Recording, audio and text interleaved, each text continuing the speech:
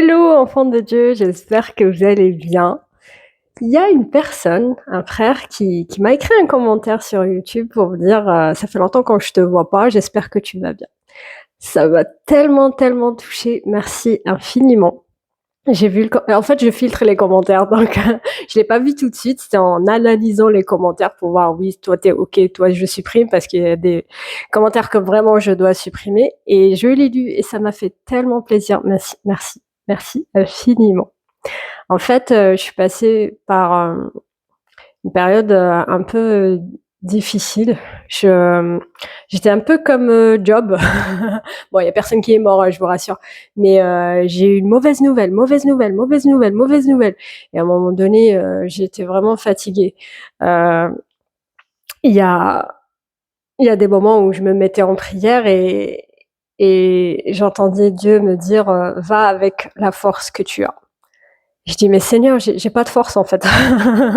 Là actuellement, j'ai pas de force, je suis fatiguée, fatiguée, fatiguée et je comprends pas en fait, mais Dieu est fidèle». Je vais vous expliquer. Il y avait des moments où, j'entendais Dieu, mais j'étais fatiguée. Tellement que ces mauvaises nouvelles m'avaient fatiguée, le matin quand je sais pas si vous savez comment je prie le matin. En fait, je prends mon petit déjeuner. Pendant que je prends mon petit déjeuner, je suis en train de lire ma Bible et une fois que j'ai fini mon petit déjeuner, je prends ce temps avec Dieu. C'est la meilleure manière que j'ai trouvée pour prier régulièrement. Voilà, c'est le seul moment où vraiment je suis au calme et tout ça et là, je mangeais mon petit déjeuner, mais je fermais les yeux et je dormais et il faut que j'aille au boulot. Tu vois le genre? Ah oui, c'était chaotique, catastrophique. J'en ai parlé à Dieu, je dis: «Écoute, moi je suis un peu gênée que je m'endors à chaque fois devant toi, là, il faut qu'on trouve une solution» et la solution, c'était de prier avant de manger. Chacun son truc, hein, dites-moi en commentaire comment vous priez, comment vous prenez ce temps-là, comment vous faites pour pas vous endormir, quels sont vos temps et tout. Comme ça, on partage et on essaie de trouver la meilleure solution et peut-être s'adapter ou plutôt, oui, trouver des solutions et adapter la bonne solution à notre vie, selon nos vies. Et le truc que j'ai trouvé génial, c'est que avec toutes ces années d'expérience avec Dieu, je suis aujourd'hui contente parce que j'ai dépassé un certain seuil que je n'avais pas avant, une certaine expérience que j'avais pas avant, dans le sens où j'arrive toujours, même s'il y a des épreuves, à entendre la parole de Dieu.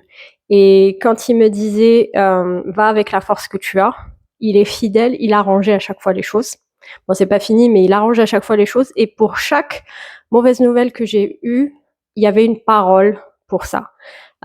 J'étais en train de me plaindre à quelqu'un: «Oui, il y a eu ça, il y a eu ça» et puis, je sais pas, je vais vers, prendre un mouchoir pour mon nez, c'est glamour.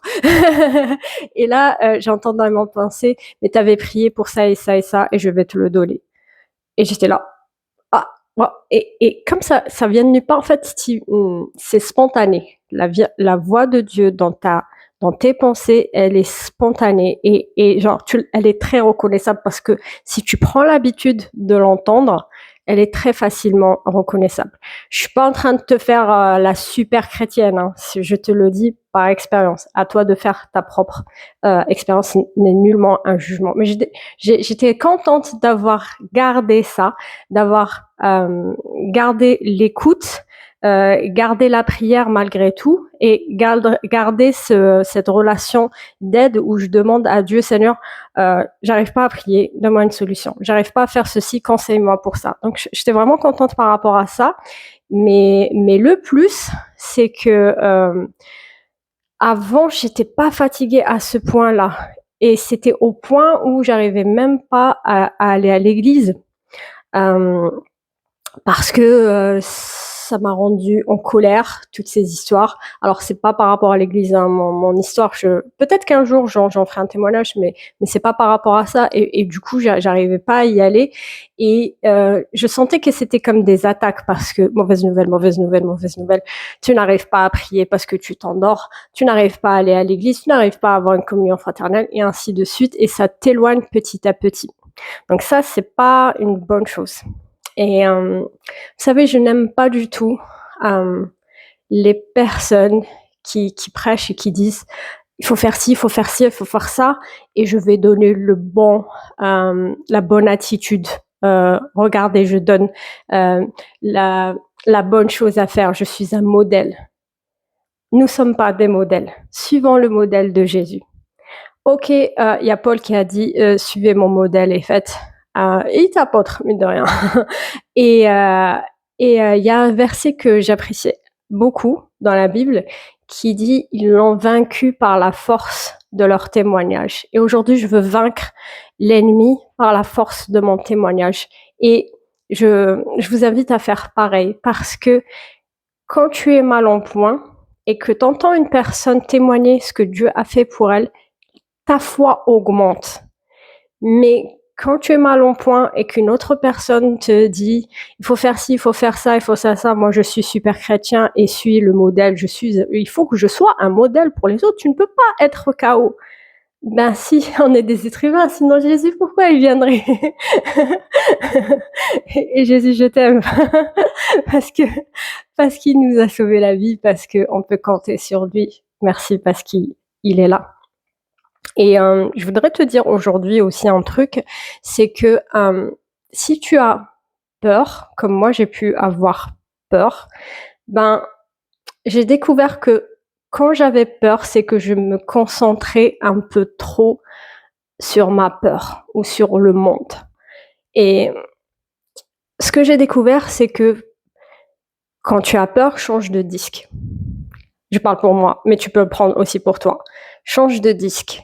Maintenant, quand j'ai peur, je vais écouter autre chose, quelque chose d'autre. Des fois, je suis en prière et je dis: «Seigneur, j'ai peur pour ça et il y a eu ça et il y a eu ça». Bah, je change de disque. En ce moment, le matin, bah, j'écoute, Joyce Meyer ou des versets en audio, la Bible en audio ou, des louanges. En tout cas, je change de disque et j'essaie de me concentrer sur le royaume de Dieu et pas sur le royaume de l'ennemi qui me dit: «Il y a ça, il y a ça, il y a ça, il y a ça, il y a ça, qu'est-ce que tu vas faire?» Bah, qu'est-ce que je vais faire? Je vais me concentrer sur le royaume de Dieu. Ils l'ont vaincu par la force de leur témoignage. J'ai plus de voix, donc ça veut dire qu'il faut que je m'arrête là. Je vous bénis et j'espère retrouver ma voix. Je vous dis à la prochaine vidéo. Ciao, ciao!